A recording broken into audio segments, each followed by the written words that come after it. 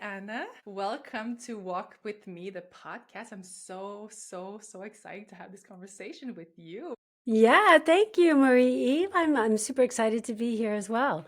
Yes. So as you're in Munich, right? I And am. I'm in Munich, Germany. I've been here for almost 30 years, a long time. I became a German citizen in October of 2024.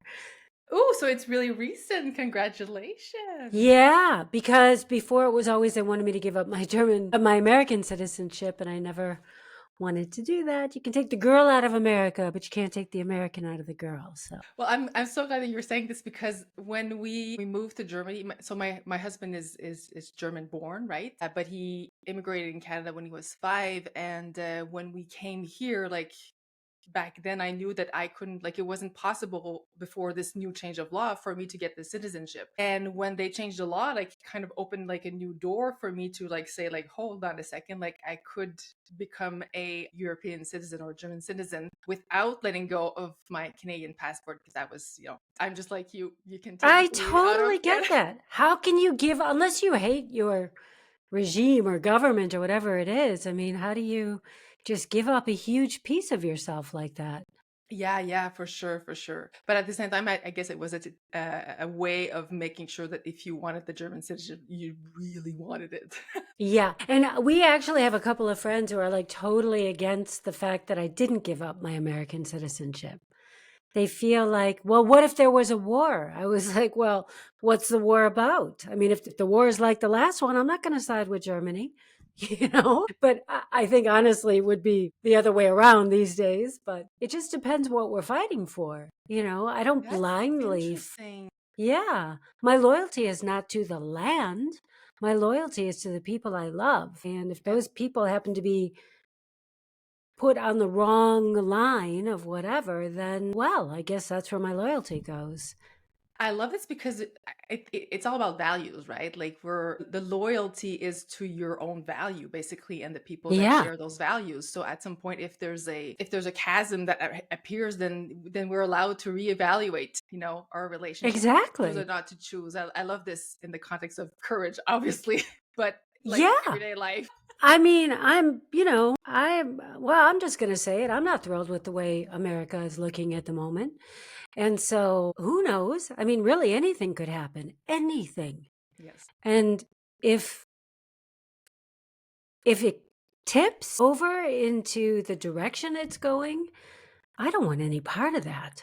In Canada, it's the same thing. We're going into election pretty soon. Yesterday, our prime minister stepped down from the leader of the Liberal Party, and so there's a lot of things that are going on right now, which is kind of scary when you're thinking about it. But at the same time, like you say, anything can happen. So how do I show up and choose, every day where I align myself on the path that I go, right? Yeah. And I think you're right. It comes back to just I have to stick to my values. And I don't judge people based on arbitrary, stupid things. Hmm. I judge people for who they are and what they stand for. And yeah, yeah, right. So you left, going back to you left. It's kind That of getting. started off a little different, didn't it? Exactly. So you left the United States 30 years ago, and I'm loving that your bio says I left for love. Yes, yes, I did. I did. Many times, actually. Well, not many times, but twice. I've lived in Europe longer than I ever lived in America at this point. I've lived in London, Paris, the south of France, Rome, and now Germany for 29 years.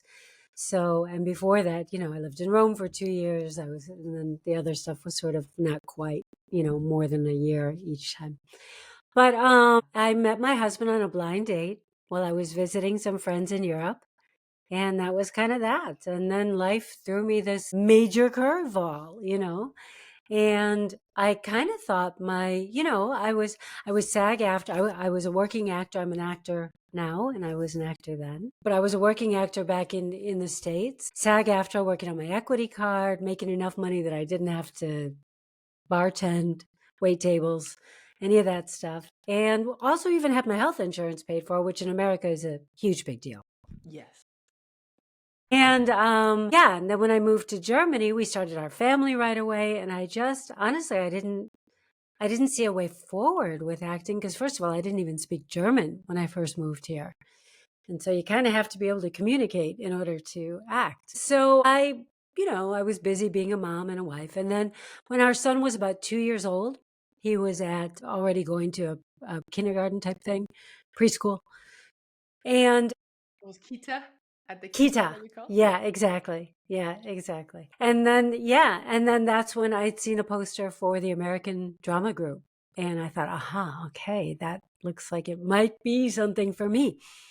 And I went down there, I auditioned, it went great. The guy was like, welcome to the family. And he pulls out this calendar and he starts showing me their touring schedule.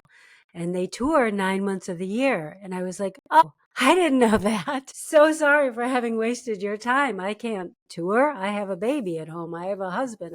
No. So I got up feeling a little disappointed that I had wasted his time and mine. But just on a whim, I kind of leaned back in and I said, hey, Grantley, you don't happen to know anybody here in Munich, do you, that I could reach out to?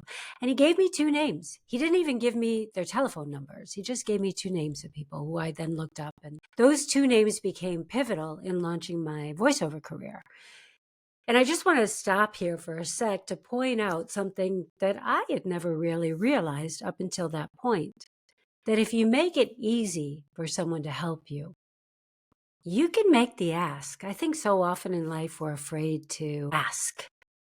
Oh, I'm And I getting think, I'm getting yeah, goosebumps here because this is really something that when we realize that, it does change the game yeah, because we realize that people are willing to help us. We yes, just have to ask.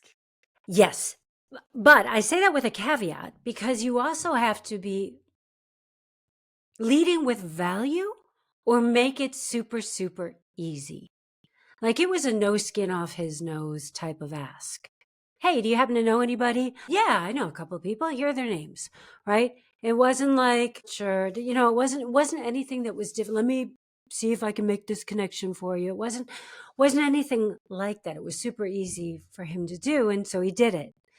Who knows if I had said, hey, would you mind, calling up so and so and making this meeting for me, it probably would have been a different story.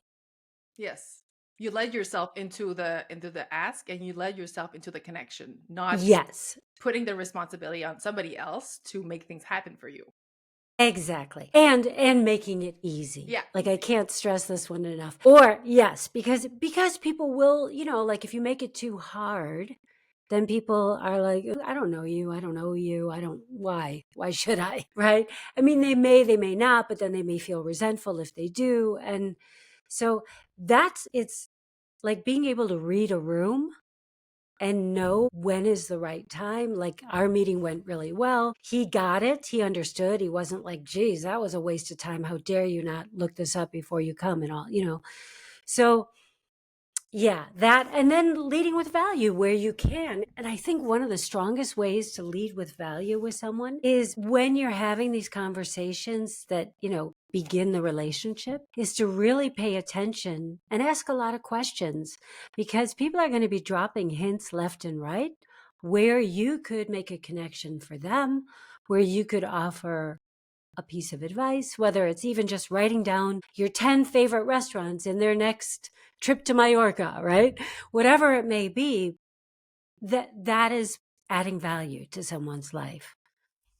So anyway, so we kind of went off on a tangent there, but I did want to stop because I know especially we women can be really afraid to ask. And I want to empower people to like let people help you. We're so used to doing everything on our own and we don't want to put people out. And I think it's important to let people help you as well. Yeah. And so those two people became pivotal in launching what became a really prolific voiceover career for me, which led to presenting, which led to commercials, which is what I did for like 16 years. I was probably one of, a handful of the top American voices coming out of Germany at that time. And have done everything from all the brands you've heard of to all the brands you've never heard of, that want to be heard of. right? Everything from commercials to industrial films to cartoons to video games to narrations, audio guides for museums and car directions, and you name it, I have done it. I love this. And I want just to make another caveat here, because what I hear about your journey is that you were an actress. Your life circumstances changed. There was still that fire inside of you, and you didn't fall into the, well, if it's not like that, then it cannot happen. It's like, okay, these are my circumstances. I still have that fire. How can I actually bridge the two? such a good point, Marie-Eve. So good. Yeah, because it's, you know, I am I always think that, like, we all have rings of fire in our life, right? And you can either choose to stay inside that ring and not get a little bit burned by venturing outside of it, or you can just go through the fire and see what's on the other side. And I I am constantly reinventing myself. I've probably done this since I was 17 years old when I first left Detroit. It was like reinventing myself and went on to Chicago. But I think it's also like having what I would say is courage, or maybe naivete. I'm super optimistic also. I am a really optimistic person, and I always just kind of think, well, things are going to work out, like I'm just going to do it. Well, we say courage a lot, but the thing is, what I've noticed is it's not so much that if you have like an incredible amount of courage, you're Mm-mm. just willing to make that step, and you have enough confidence to know that, no matter what happens, you're gonna turn it around, right? Yeah. Absolutely. And, as a young woman, I can remember thinking, like, well, when I'm a grown up, you know, fear is going to go away. And what I've realized as a grown up is fear never goes away. You just learn to live with it, and you learn to not let it stand in front of you and bully you. And I think that there are many times in everyone's lives, right? When you look back over your life, hindsight is always 2020. You all have crossroads where you can go one way or you can go the other way. And yeah, sure, it would have been really easy for me to be a mom and a housewife. I mean, that would have been super easy, and probably in some ways might have made my husband a lot happier. But that's not who I am. And so I had to do my own thing too. And it also goes with, I didn't want to be dependent. I mean, he's very generous. He never held anything over my head or anything, but still, I don't like to ask. I like to just make my own decisions. I don't want permission from someone.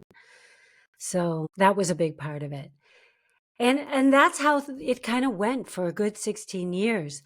And even though I was making my living as an actor, it wasn't like the dream, right? It wasn't what I had planned on doing. It wasn't what I went to acting school for. It wasn't any of that. And so during those 16 years, I was always kind of looking for this replacement. I did blogs. I had a YouTube channel with my son when he was a little boy. It was called Mark's Munich. Now, I just said, yeah, I know. And this was like, oh my gosh, maybe 17 years ago we were doing this. We did this for, Oh my God. I know. If we had just kept with it, the kid would be a YouTube star at this point. We'd all be sitting pretty.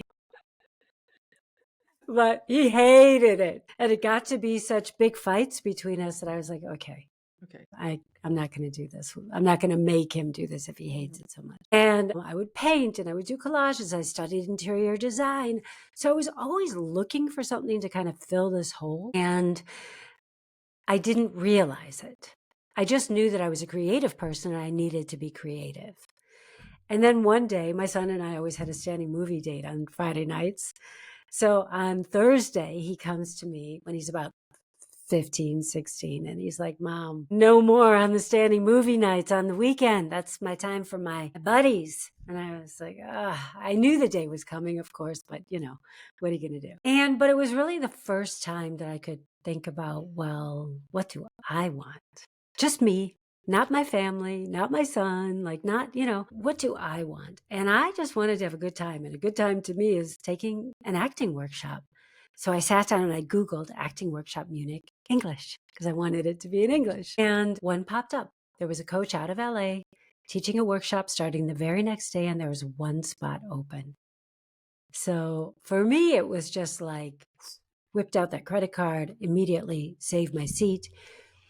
It was just so serendipitous. It was like the universe was like, here you go. This is what you asked for. There you are. And I went and I did it. And I had no kind of expectations. I had hopes, but I had no expectations on whether it would be good or not. And it was amazing. And it just, this pilot light that I didn't even know had been burning inside of me for 16 years just combusted. And the instructor saw it too, the coach. He's like, you are on fire. You are on fire, and you are on fire, and you are on fire. The three of you need to get together. And I'm still actually good friends with one of them.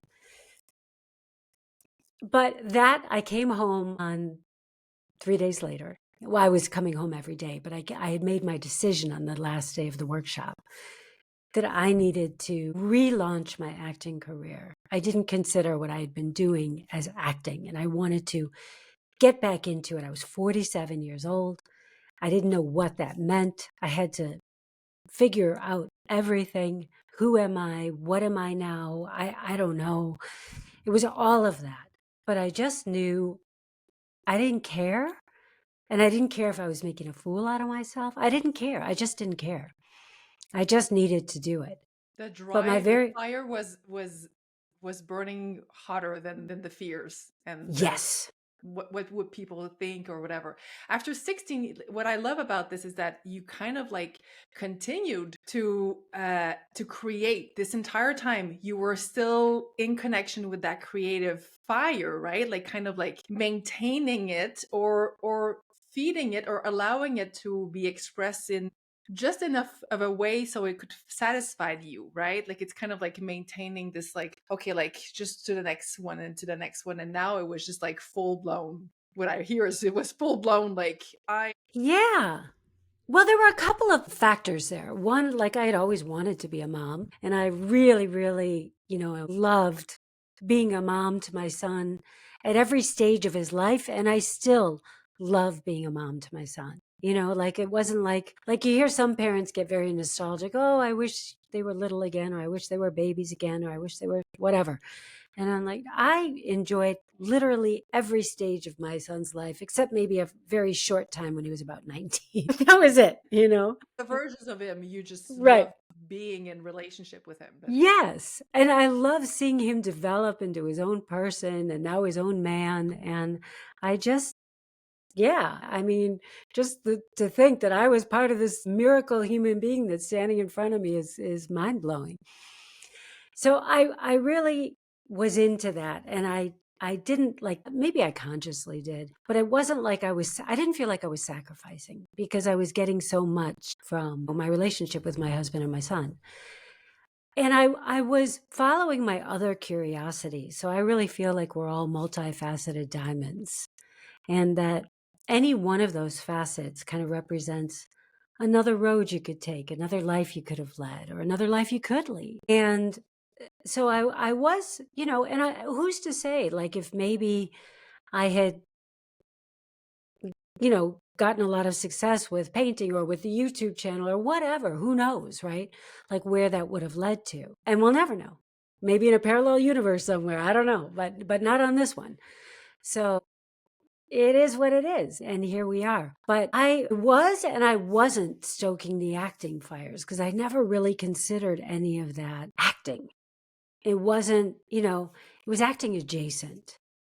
And I had a lot of guilt, like around, like not just be grateful for what you have. Why do you have to want more?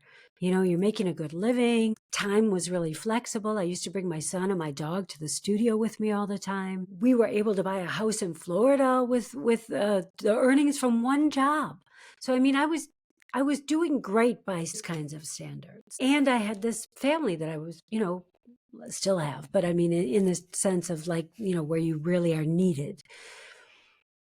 And so I felt a lot of guilt for being wanting more. For wanting Yeah. more.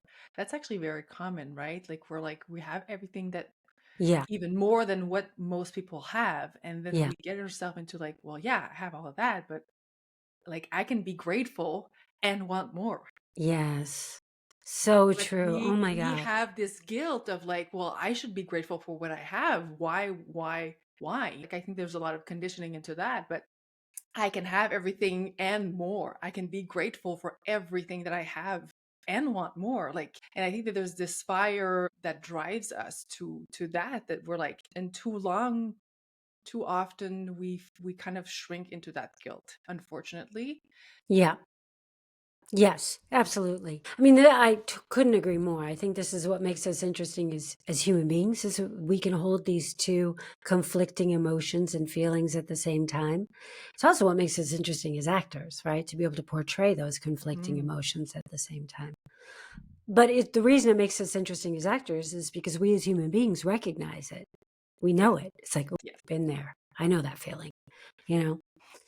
But anyway, when he came to me and said he didn't want to hang out with me on the weekend, it just launched this whole odyssey into like, okay, now that I've decided to do this, now that what does this look like? And I found my very first obstacle was I was rusty. I had not really acted in about 16 years. So I was not, I had lost the confidence in my skills.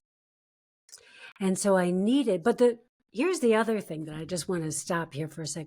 The challenge always holds the answer to a solution if you just can find the right questions to ask. Yes. So in this case, it was pretty simple. I needed training. I was rusty. I needed training. That was the solution. The second challenge arose because the training that I wanted it in English because I didn't want to add this extra layer of having to react and be impulsive and in my body, in my flow, in a foreign language. I didn't want to be judging myself. God, you used the wrong syntax, the wrong grammar, whatever it is. I can so relate to that because there's a you know, just for me, like French is my first language, and Right. I remember like when I started to do things, like my English was okay, but when I did my pivot from French to English a year and a half ago, like there's a layer of like an there's a filter that is kind of like veiling or not veiling, depending on how comfortable you are in that language, for example, or in that whatever situation.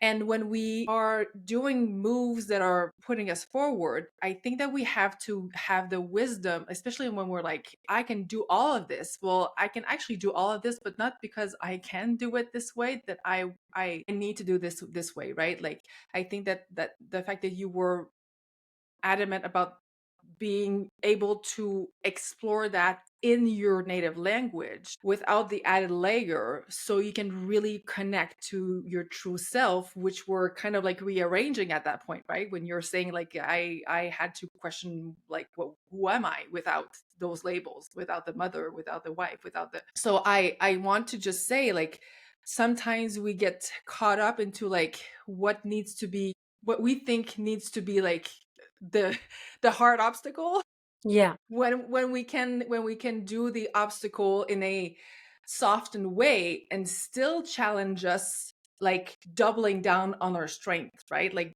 going where um Well, you know what it is? For me, it was breaking it down, I think. One challenge after another. Like, first, it was like, let me just get my acting skills back, and then I'll worry about acting in German. And that's what I did. Like, first, it was so what I started. So I knew I needed training. So this kind of goes to what I did to solve it. So I had two choices at this point. I could fly to London, New York, LA, get the training that I wanted from these amazing coaches, but that was going to be really expensive, time wise and money wise, and probably wouldn't work. Because even though my son didn't want to hang out with me on the weekends, I was still his mom. I still was getting him up for school and checking his homework and, doing all that stuff.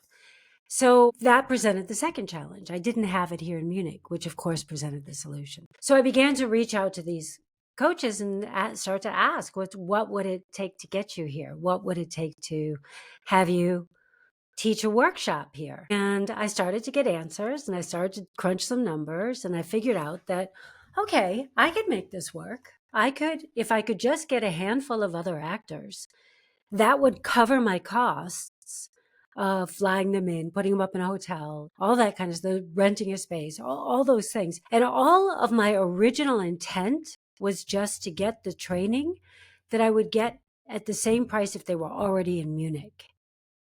But what ended up happening was I was getting free training. I was earning between 1,000 and 2,000 a workshop. And I was building this community of actors, which back then, 13, 14 years ago, community was not the buzzword that it is today. And I didn't even realize the value in that so much. Like it wasn't like at the top of my mind as like, wow, this is an amazing resource, right? I learned that later as I began to launch my career and all that. But even as I was bringing in the instructors, and I would call these, I was doing it once, twice a month, bringing in coaches, and I would call these the big workshops. And then I would arrange little workshops with the actors who had taken the big workshops. And I would say we just chip in €2 a piece or something and rent a room for an hour or 2 or 3 and practice what we learned in the big workshops. And so that was also creating immense community with these people. And I was working out 3 to 8 hours a day, 6 times a week for about a year and a half. So I was really curating my own curriculum by bringing in these coaches and experts to retrain myself as an actor. And then when I kind of felt like everything click into place, I was like, okay, now I feel good. I feel strong. I feel confident in my skills again. Then I sort of set the workshops aside because for me, they had served their purpose. And I went about relaunching my career. And I only brought the workshops back again, like when I realized as I was a few years into my career now, doing kind of all the things that actors are told to do. Go get an agent, get on the casting director's radar, let them know you exist and sit back and wait, basically. We'll find you is what they always tell you, which, excuse me. And so That doesn't sound like it's in your nature. No, it's really not. It's not. Which is, yeah, that is really what launched a whole nother odyssey, right? Because I was like, let me figure this out because I do not like feeling like a leaf flapping around in the wind. I want to know what are the things that I can get control of. And it boils down to 3 things, really. You can control your thoughts, you can control your actions, and you can control how you choose to perceive the things that happen to and for you. Period. End of story. And those are the same exact 3 things that you cannot control in other people. So that was part of it. It was all kind of a learning experience. But the first thing I realized was I needed to get over my limiting beliefs around my age and around my lack of perfect German. And you can probably relate to this, right? Well, Because that's your what English I was is, saying. yeah. I can so relate because like there's so many. I don't think that unless you have lived this, like the being in a foreign country for more than like 2-3 weeks of vacation, the layers of difficulty, of stamina, of like are almost indescribable because I'm just gonna sidetrack here. Like my German is okay, but like if I have to have a conversation for like 3-4 hours, that's not gonna work. Like at some point my brain is kind of like chipping away to and reverting back to either English or French, depending on. But so yeah, so there's an added complexity to How long have another you been level. here? We moved there in October 2021. So it's been a Okay. little bit So you're over three still, years. yeah. But German is a really difficult language. Somebody explained German, the difference between German and English, and I found it to be really spot on, was English is a really long, flat road with grammar, and the mountain in English is vocabulary, because English has a huge vocabulary, like one of the biggest in as far as languages go, because it's a conglomeration of like 4 languages. So we have 4 words for everything. People don't realize it. But we do. Just think of the word, right? Pharmacy, druggery, apothecary, chemist. And it's, that's English for you, right? German, on the other hand, is the mountain is the grammar, and that's right up front. And then after that, everything starts to make sense and you get a nice long flat road. But the start is that it's, well, I never heard that, but I know that I always say that, English is easy to learn, but to master is a different story. Yes, And that's where totally I was agree. when I started to, switch to English. That was I mastered it, but like to have it so fluid that it would come like as a second nature. Like, you hear that I'm Canadian, you sometimes hear that I'm French to begin with, but never like when I speak German and they know right away that I'm French. Like where am I? Yes, So yes, so anyway, yeah. so going But they back to, love a good French accent, so you're lucky with that. but yes, the complexities that we have, it's not just like, am I able to be myself through that filter of the language? It's also like, how much stamina do I have through that language, like with expressing myself, with all the Hmm. layers, with all like that. Yeah. So Yeah, yeah, because you're not just intake, outtake. You're intake filter, outtake filter. So it's a lot of extra work. Yeah. Anyway, so yeah, but it's true. I feel you. I understand you. Yeah, yeah. And so I don't even remember where I was you anymore. were you were working on your limiting beliefs. So the one that had to do Yes, with your right. not speaking the language, the one that had to do with, like you're older than the most Yes, actress that yes. are starting or Exactly. reignite their So that's career. what I did. I ended up becoming a life and career coach, not because had any interest back then in coaching, but because I wanted to get over my own limiting beliefs. And I knew that this was like a system and a strategy to do it. And it worked. And it really helped me. In fact, now I've come to believe that the things that I felt were holding me back are actually some of my superpowers, you know. So, and I think it's often the case. The thing that you think is holding you back is often your superpower.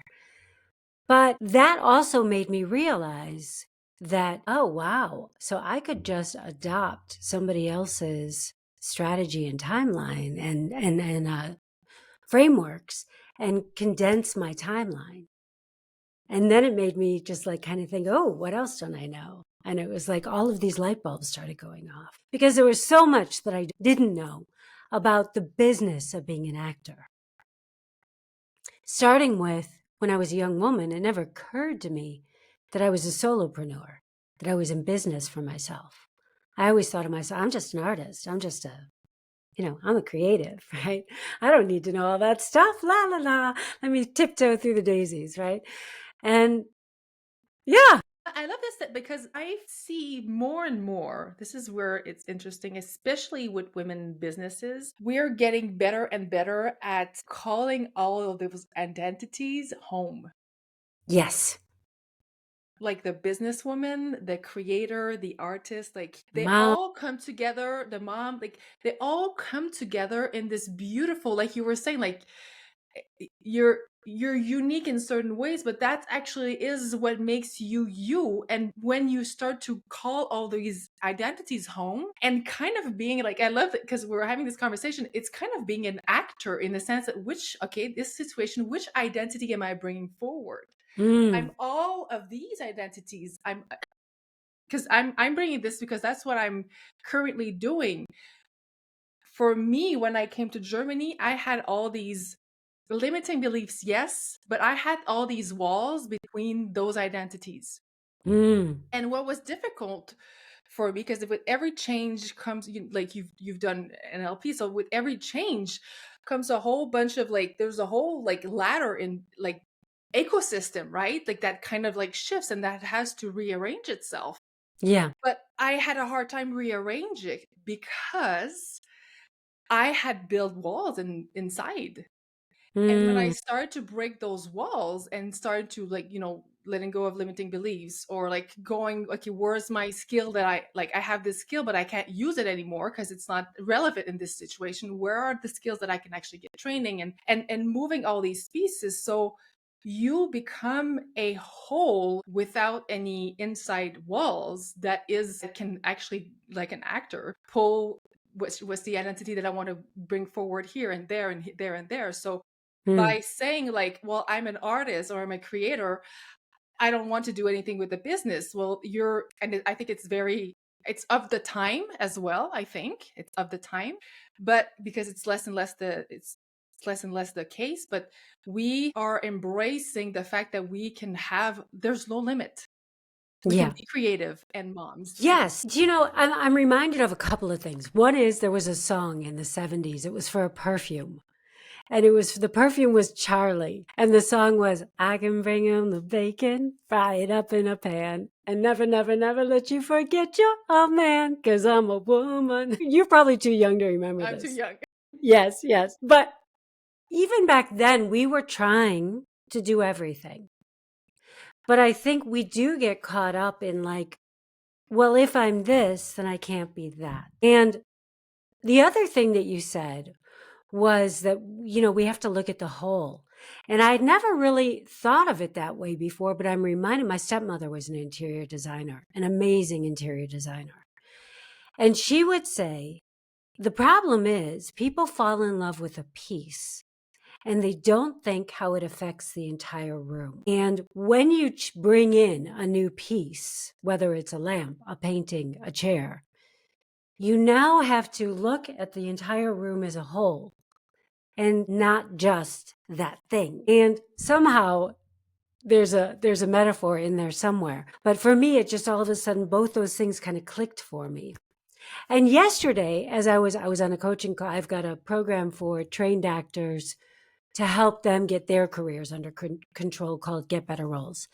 And yesterday on the coaching call, one of the actors was saying she can't do co-stars, which are the 5 and under roles, the small roles, because she doesn't know how to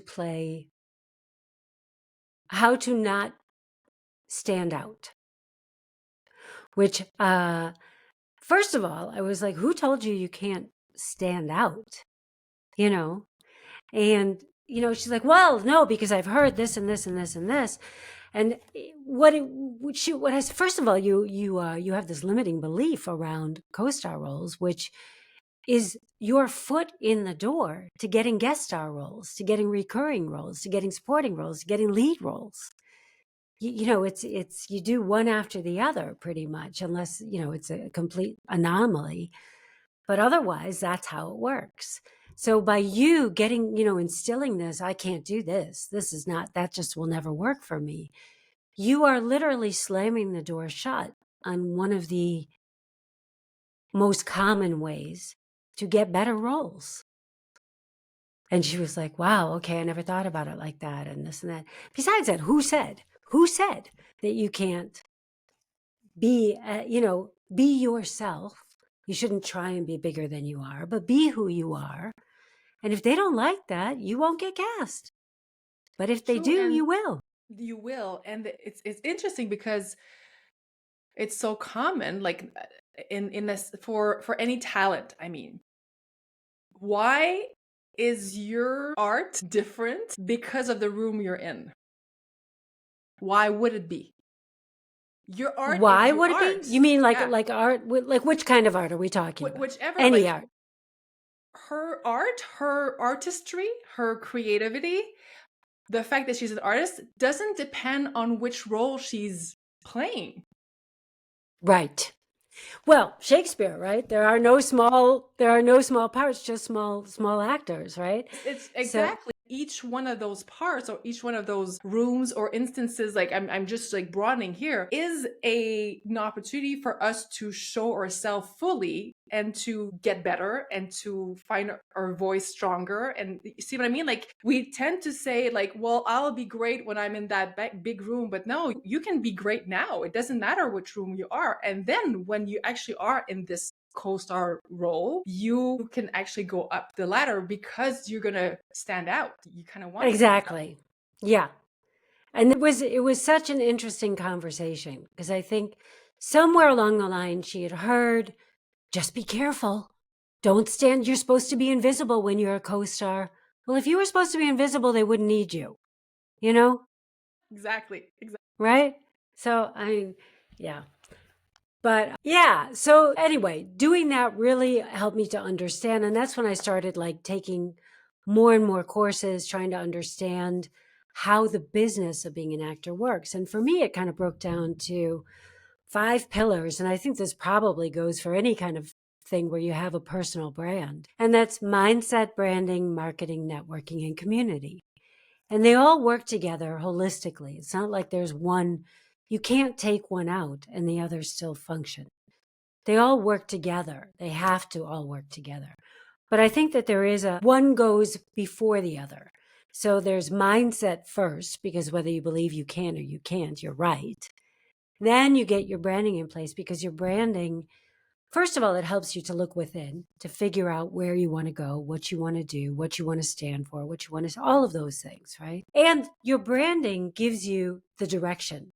So what I always like to say is your mindset is the wind and the branding is the sail, which you then can steer, right? It acts as your North Star then, because your branding will determine the type of marketing that you do and how much you market yourself, how you market yourself, the messaging around your marketing. And it will also determine the people that you put the most effort into networking with. So that's why, for me, it's really important to get those two things up first, because the other things sort of fall into place after that. And when I started to really notice a couple of things, one, that I was being typecast. So I was really, was always getting kind of the bitch in charge type of roles, without much heart, without much playfulness, without any humor. And sure, I can play that. That's not a stretch, but they were missing all of these other facets, character traits that I hold near and dear to my heart, probably a lot more near and dear than the bitch in charge, And so again, the obstacle, the challenge, the problem had the answer. So, okay, they're not seeing me for everything that I can do. So what can I do to show them? And that's when I had decided I was going to produce a short film once a month. I'm kind of like, when I decide to do something, it's like once a month. So, but producing films is really expensive. And even when people are donating everything, you have to pay the crew for food, you have to pay for travel, lodging, maybe a location or equipment or whatever. And in order to entice a really great cameraman or camera woman, whatever it is, you have to sort of entice them with amazing equipment, something that maybe they haven't worked with before, this and that. So there's always cost involved. So I thought, well, I used to use these workshops, even though my goal back then was just to get the training, they were useful in making quick money. So, let me just do that. And then I started to put on the workshops in order to finance, these mini short films. I mean, some of them were just a minute or two long. It wasn't like they were, huge things or anything, but it still takes a couple of days to shoot sometimes. Yes. Well, so what I actually read, I just want to underline that you're the first person that I actually invite to this podcast that I haven't in any capacity worked or like have had connection. Oh my gosh, But I'm super flattered. Thank you. well, it's my pleasure that you actually it's interesting because I wasn't like my podcast is not about like finding people to come on the podcast to because I need to produce episodes. I can do solo episodes and that's that. But at the same time, when I saw I mean, if you had not posted and put yourself out there, I would have never seen your post. And when I saw your post, I was like, because I want, I want to have more people that have different experiences of life holding and acting bold and with courage and daring in their lives, and every single time that they get into like in front of a door or a wall or whatever, they actually really say, okay, what is in this for me? Like, how can I actually make this challenge into something that I will rise above and move forward? And Yeah. when I read your bio on the group that we're in, I read it I was like, I just fell in love because I was like, this is the kind of person that needs to come forward because there's so many experiences out there that people actually think that it's fast success or it's fast this or it's fast that. But the destination is irrelevant when we are on this path of like, okay, like this is my life and I'm playing by my rules. Yes, I actually have other people that are playing with me that are putting those obstacles or whatever, like whether it's intentional or not, that's not the point. But it's like, okay, like it's like Dungeon and Dragon, like you're in front of this door. And so what are you doing, right? Like I Right. never played Dungeon and Dragon. Me I neither. mean, But it sounds good. but so it's like, so what are you gonna do? Like how are you gonna show up, right? Like, so I just love that you're like, okay, people are not seeing me for the talent that I have, for all these dimensions that I want to bring forward to the screen, to my art, to my XYZ. How can I make this so they see me? So you just went into like this whole like, I'm just gonna make this happen for me through bringing other people together. And this is where, because you actually like talked about the mindset and the branding and the marketing and the networking, but the community is actually like, it wasn't a buzzword like 15 years ago, but like, because it was kind of a given. But in a fragmented world, in a fragmented society, in a society where we're just like, we're not even seeing that there's people behind those messages, behind those reels, behind those, like, it's not just entertaining. Those are real people Right. that are actually like, so it's coming back as a buzzword because it's paramount to create, like, so we create our own thing, but we actually bring other people together to create this thing. And I just said to my husband, I actually read your bio to my husband, and I was like, I want, like, there are other people like me out there. Yes. and Yes. and and like we tend to feel like we're alone in this world, but when we actually like get out of our own way and that limiting belief that we're alone, and we actually look at who is out there and who is doing those incredible things, all sorts of background, right? Like, so we need to have more of these conversations. That's why I invite you. We have to have more of this conversation where it doesn't matter where you came from. It doesn't matter like what your past is. It doesn't matter what your actual circumstances are. What are you deciding right fucking now going forward? Yes. Yes.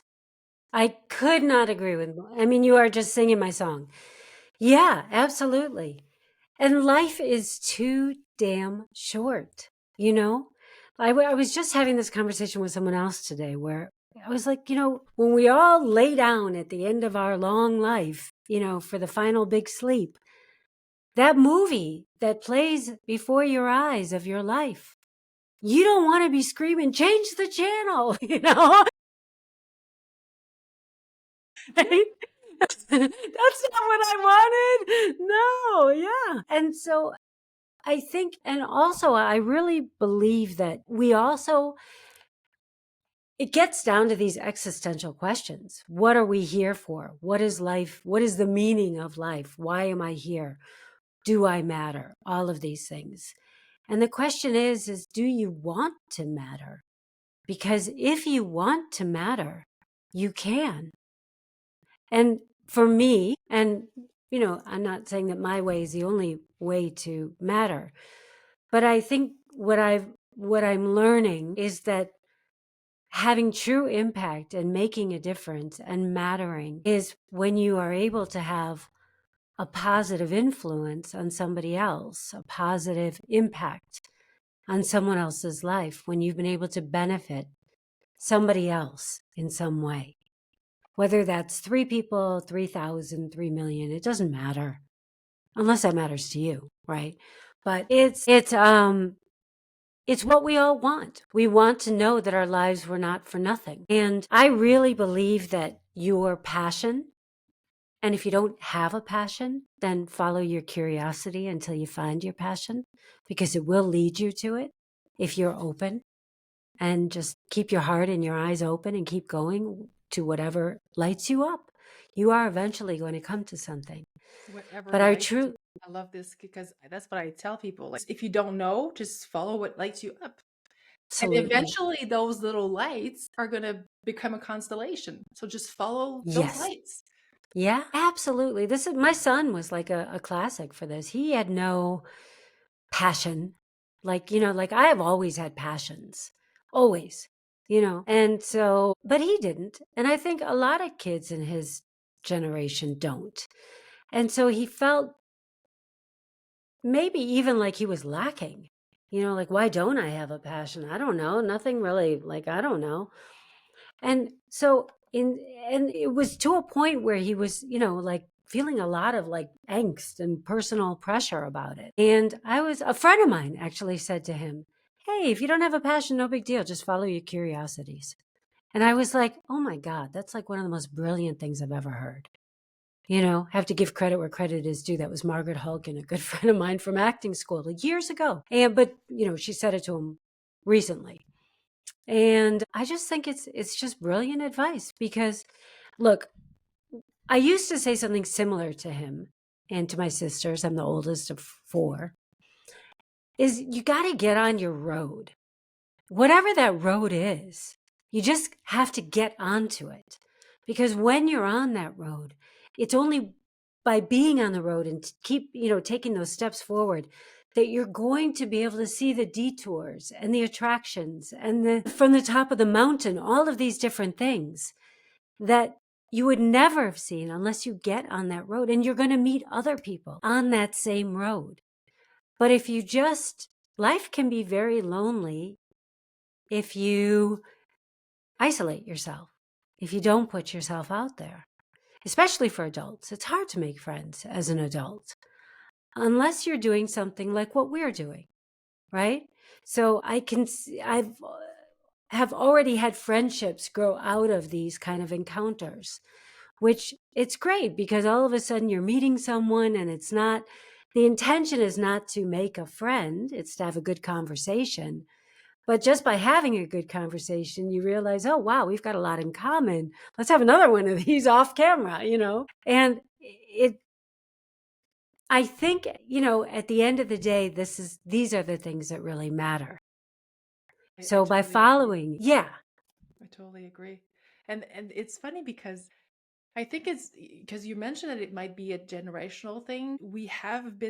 Like we have been pushing like the passion is the thing that we need to have before we move. That's what you were saying, right? Like when the passion is something that you have to move in order to see the inspiration and see what lights you up and know yourself better, and then you eventually like get to the passion, and you can have multi-passion because you're a multifaceted person. But like so often people are waiting to move before they are certainty. And but the thing is, you can't create if you don't have inspiration. It's kind of difficult, right? Like to You know. know what? Everybody has something that they're interested in.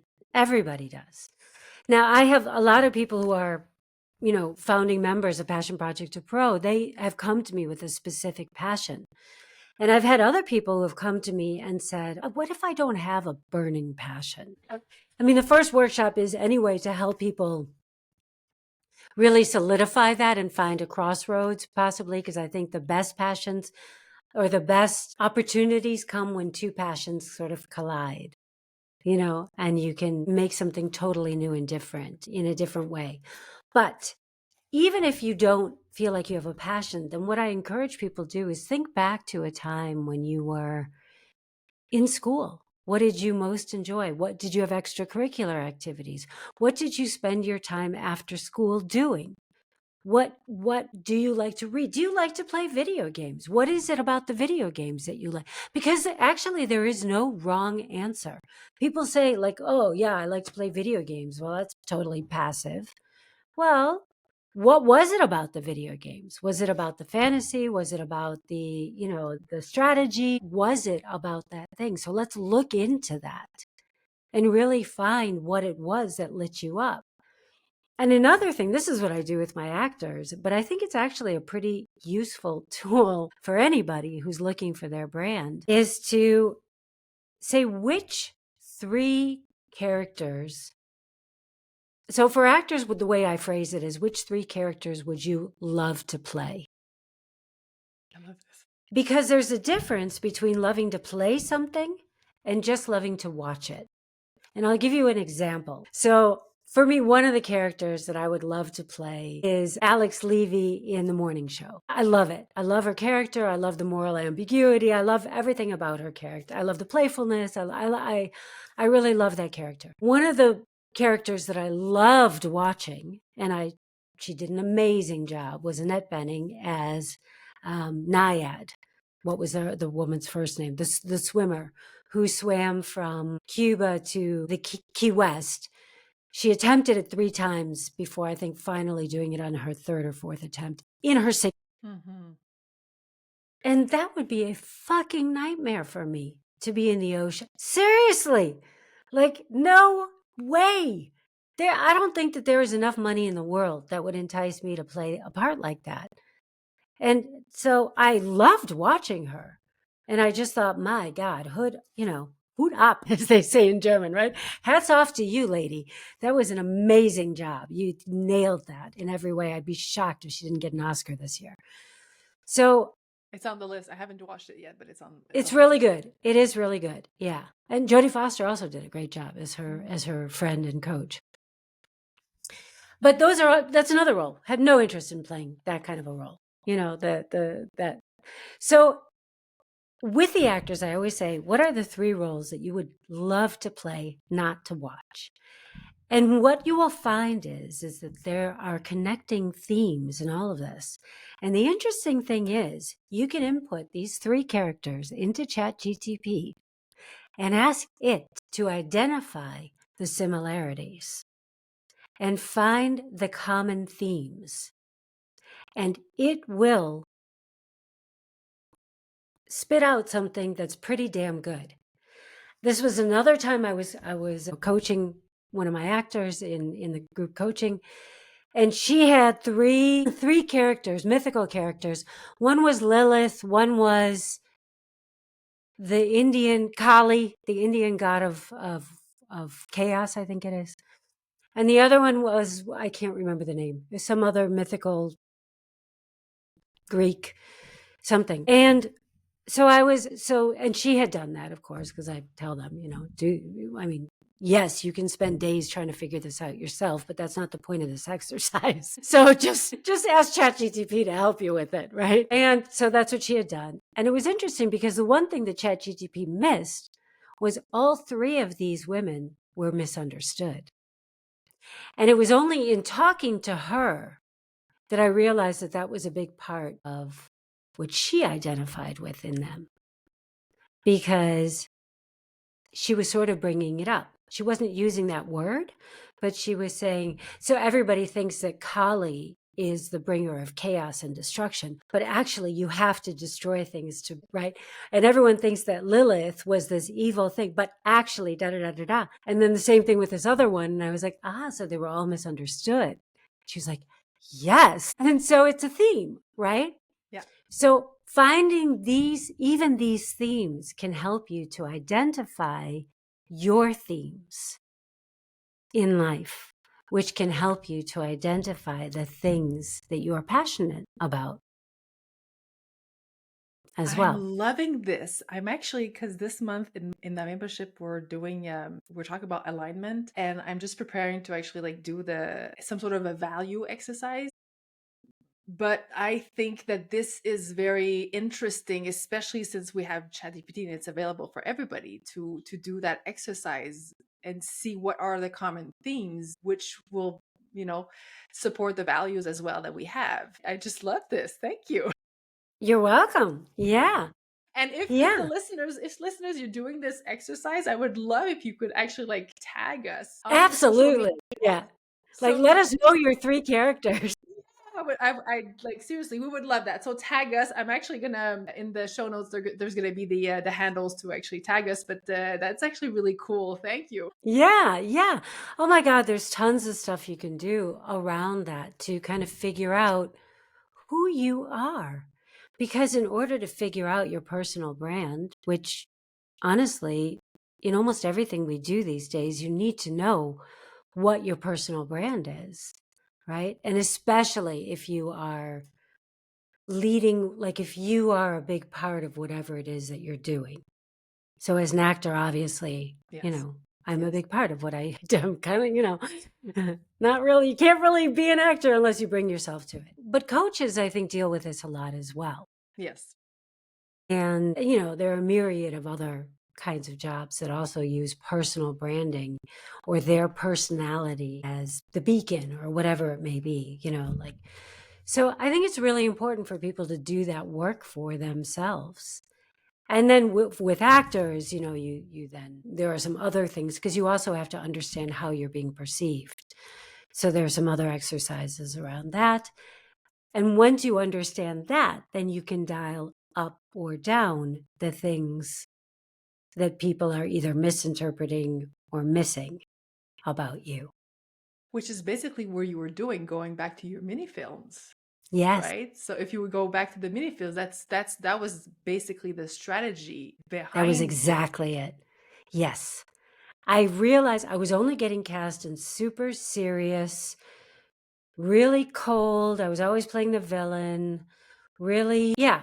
I mean, just like really cold, pull backed, tight women. And it's, Unidimensional, yeah, one yeah, sort of dimension. like flat, Yeah, flat. flat, exactly. One dimensional, exactly. And again, it's I get it. I understand why. It's part of it is just the way my features come together. Part of it is I am a strong woman, and there are some things that are out of my control and some things that are within my control.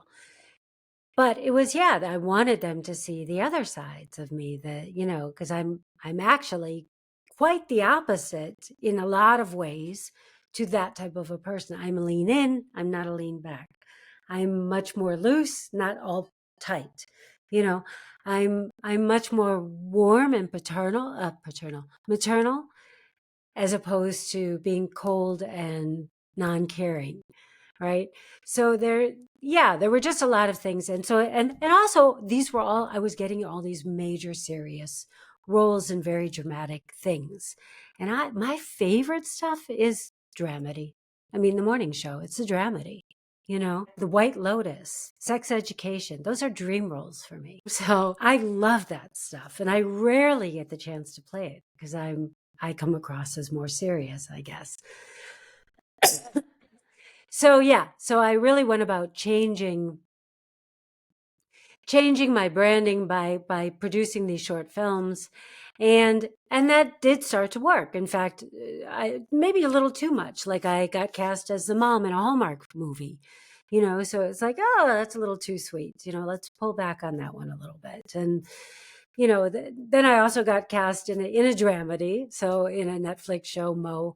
Um, which was exactly the kind of thing that I like to play.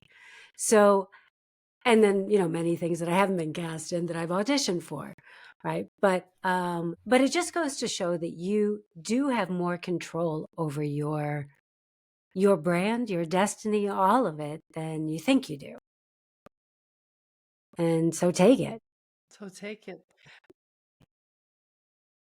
And also, people think that, oh, well, once it's established, it has to stay that way. No, it doesn't. You are entitled to change and grow and evolve as much as you damn well please, and that goes for anything. And so who you are fundamentally doesn't change. I can't think of any instances personally where people have fundamentally changed. I am still the same person I was when I was 5. I just have a lot more experience, but I still am driven by the same curiosities and rebelliousness and independence. And, as a kid, I didn't like to be told no either. Got me in trouble a lot, but it did. I got in so much trouble as a teenager. But honestly, nothing has changed. I am still in so many ways that same person, but it's now I'm allowed to do the things that I wasn't allowed to do because I'm a grown-up and I can make my own decisions. And, you know, but I think that like the core of your brand doesn't change. It's sort of the superficial things about it will change. Like if you look at someone like, who's someone that changes? You know what? Lady Gaga is a really good example of someone who has continually changed her branding. Went from someone who was like pretty much in drag when she first started coming out, and doing her music and showing up to events and all of that, to now she's supernatural, and will show up in a film with no makeup and this and that, or Madonna was a master at reinventing herself. Michael Jackson, that I think that a lot of people, to share was as well, has also been someone who's really reinvented herself. And so now I'm like thinking of all these people are popping into my head, but like Dolly Parton is someone who has always remained true to her branding, to her original branding. And she has just kind of risen above it, like her true goodness. But she didn't just become a great woman. She was always that great woman. Now she just has the opportunity to show it to the world. And I think she was probably always that person that said, I don't care. I'm going to do my thing. And, you can think what you want. Right. But, and she's just kind of done it and kept proving people wrong. And I think you just got to stay your course and believe in yourself. Or if you don't believe in yourself, there's the magical what if that actors use, the magic of if, right? If I were this person under these given circumstances, how would I react? You're always looking for the truth. We're not looking for a lie. So if I were this person I would like to become, what are the actions that I need to be taking? Yes, absolutely. Yeah. Because the belief, it sets the intention, which creates the action, which creates the confidence. Yes. And so on. And this flywheel just gets bigger and better and stronger. But the magic of if, because so many people are so into, well, yeah, but what if that doesn't work for me? But what if it does? What would that look like? What would that feel like? What would that change for you? And it's interesting because I think as humans, it's sort of in our nature to be cautious, to think of the negative. Do you know that this is proven? We roughly, which is kind of mind-boggling, have roughly 12,000 thoughts per day. And of those 12,000 thoughts, roughly 9,000 of them are negative. It's the great majority. That's what I actually keep on telling people. Like, how many times during a day do you talk to yourself in a negative way? And when you're actually like Casually. saying like 1 minute, well, this doesn't work. Yeah, but like we need to be like aware of what is the internal dialogue that we have Absolutely. constantly that Yes. is drilled by ourselves. Like this is a conversation that I have all the time. Like we're our greatest enemies because we're our greatest tyrant. We're the ones that are actually like inflicting so much psychological. And I have a really quick exercise for this. I guess. I do. It's called Catch, Cancel, Correct. Have you ever heard this? Go ahead. So you got to catch it, right? You have to become aware of your thoughts. So you have to catch them. So what I suggest is people just keep a journal for a day or two. That's all it's going to take. And you are going to be mind blown at how many negative thoughts occur to you throughout the day. Then you need to cancel them. So for me, I always say that doesn't serve me.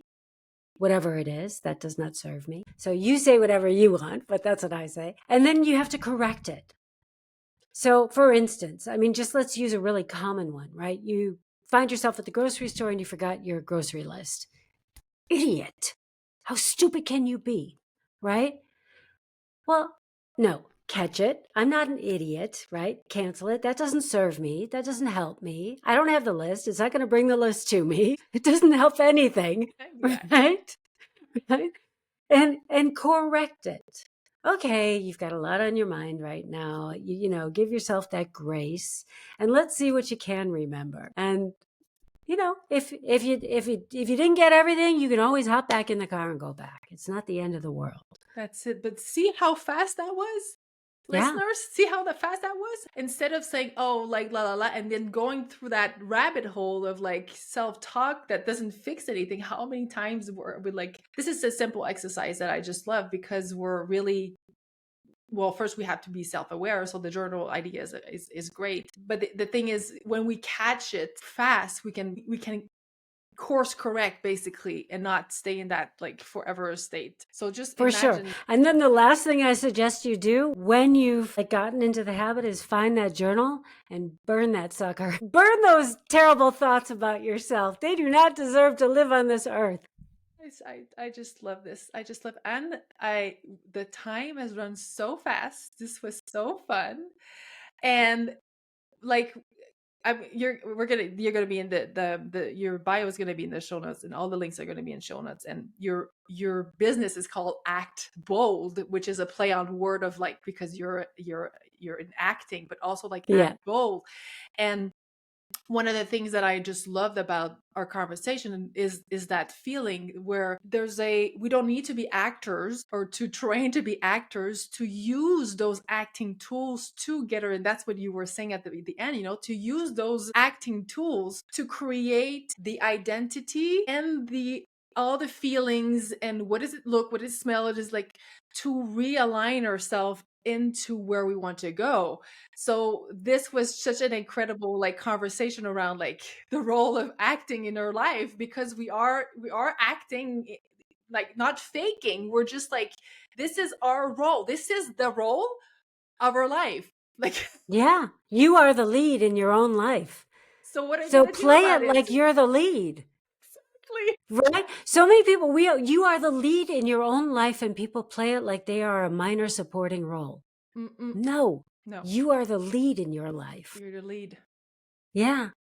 So, and this is why I'm so passionate about Passion Project to Pro, because it really creates that bridge for anybody because I think this is the thing. So many people get caught up in, they don't know how to find a way back to their passions in a way that is meaningful, impactful, brings income. They don't know how to monetize it. I mean, that's what it really boils down to.